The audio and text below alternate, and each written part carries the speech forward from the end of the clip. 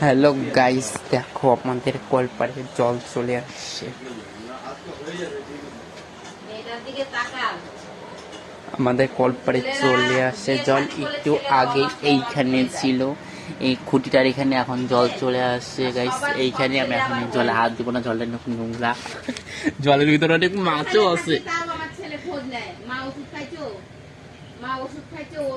এই দেখো গাইস, মাছ অনেক বড় বড় মাছ আসছে গাইস। দেখো জল জল গাইস, এখন একটা মাছও নাই। জানি না তোমরা দেখতে পারছো কি না, কিন্তু এখানে দেখা যাচ্ছে মাছ।